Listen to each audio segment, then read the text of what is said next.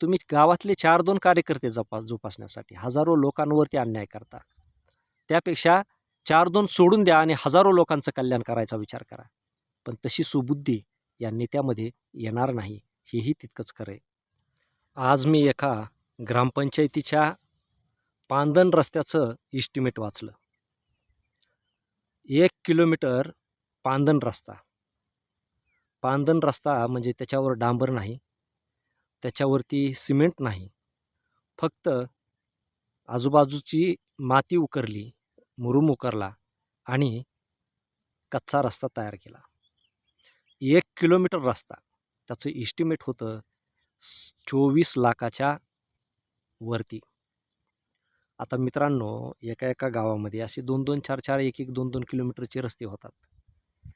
म्हणजे एका वर्षाला एका ग्रामपंचायतीमध्ये कमीत कमी 1 कोटीचा भ्रष्टाचार होतो. आता हे जर तुम्हाला खरं वाटत नसेल ना, तर तुम्ही सहज तुमच्या ग्रामपंचायतीमध्ये जे की तुमच्या डोळ्याच्या आड कागदोपत्री काय काय कामं चालू आहेत याची जरा माहिती घ्या. आता हे कोणाची अडवणूक म्हणून, कोणाला विरोध म्हणून मी हे सांगत नाही. मी तुम्हाला यासाठी हे सांगतोय की कार्यकर्ते जोपासण्यासाठी सत्ता आल्यानंतर पक्ष आपली टोळी कशी पोचतो, आपले समर्थकांना लाभ कसा मिळवून देतो, हे तुम्हाला या माध्यमातून आपल्याला सांगायचं आहे. आता हे प्रशासनातल्या अधिकाऱ्यांना दिसत नाही का? हे सगळं त्यांना माहीत असतं. सगळ्याची टक्केवारी, सगळ्याचा वाटा ठरलेला असतो. आणि या कामामधून लोकांचं हित साधायचं आहे का? नाही. लोकांच्या लोकाभिमुख कामाच्या आडून तिजोरीतला पैसा आपापल्या खिशात भरण्याचा हा मार्ग आहे. सत्ता म्हणजे लोकांचा विकास नाही. एखाद्या पक्षाची सत्ता येते आणि त्या पक्षाला आपण निवडून देतो म्हणजे तिथं आपलं हित असतं असा गैरसमज करून घेऊ नका. कारण काय झालेलं आहे माहिती आहे का, की प्रत्येक पक्ष म्हणजे एक टोळी झालेली, मी वारंवार सांगितलेलं आहे. आणि या सगळ्या लुटारूंच्या टोळ्या आहेत. म्हणूनच अभिजित दिपकेसारखा तरुण निमित्त कॉक्रोचचं का असेना, परंतु या तरुणाईला जागं केलेलं आहे.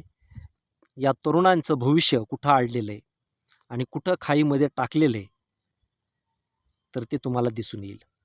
बऱ्याचदा आपण आपल्या घरापुरतं बघतो, परंतु आपल्या घराच्या ही बाहेर एक विश्व आहे, एक समाज आहे, तो आपण पाहत नाही. आणि अशा पद्धतीनं व्यर्थ पैसा जातोय. आता काल आपल्याकडे 35,000 कोटीची शेतकरी कर्जमाफी झाली. आता 35,000 कोटी म्हणजे डांबरी रस्ता, सिमेंट रस्ता 1 किलोमीटर जर करायचं झालं तर त्याचं बजेटच 1-1.5 कोटीचं एस्टिमेट आहे. 10-20 गावामधला भ्रष्टाचार जरी काढला तर अख्ख्या महाराष्ट्राची कर्जमाफी होईल. आणि तरी देखील आपल्यावर उपकार केले म्हणून हे राज्यकर्ते त्याच्या जाहिराती करतील, आम्ही कर्जमाफी दिली म्हणून गवगवा करतील.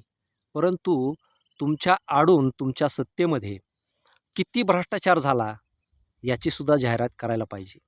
आणि ती जाहिरात लोकांना आणि किती पैसा खर्च झाला हे लोकांना माहीत व्हायला पाहिजे. परंतु किती चोरी झाली हे कोणी सांगत नाही. तुमच्यावरती उपकार किती केले, या उपकाराची अशा पद्धतीनं हे परतफेड आपल्यासोबत करतात. आणि त्याच्यामुळंच काय झालं आहे की शिक्षणासाठी, कृषीसाठी, आरोग्यासाठी आपल्याला पैसा कमी पडतो. त्या योजनांसाठी आपल्याला भीक मागावी लागते. आणि जिथं हक्काचा पैसा आहे तिथं असा मोरी वाटत जातोय, नाली वाटत जातोय, कार्यकर्त्यांच्या खिशात जातोय. म्हणजे मला सांगा की तुम्ही गावातले 4-2 कार्यकर्ते जोपासण्यासाठी हजारो लोकांवरती अन्याय करता. त्यापेक्षा 4-2 सोडून द्या आणि हजारो लोकांचं कल्याण करायचा विचार करा. पण तशी सुबुद्धी या नेत्यामध्ये येणार नाही, हेही तितकंच खरं आहे. म्हणून भविष्यामध्ये जर तुम्हाला या देशामध्ये जगायचं असेल, आपापल्या गावामध्ये तुम्हाला तुमचं अस्तित्व अबाधित ठेवायचं असेल आणि समाज म्हणून समाजाची सुसंस्कृती जोपासायची असेल तर तुम्हाला कुठं ना कुठं या गोष्टीचा विरोध करावा लागेल आणि तो विरोध करण्यासाठी अभिजित दिपकेसारखे तरुण गावागावात जन्माला येणं आवश्यक आहे आणि या व्यवस्थेला जाब विचारणं आवश्यक आहे. धन्यवाद.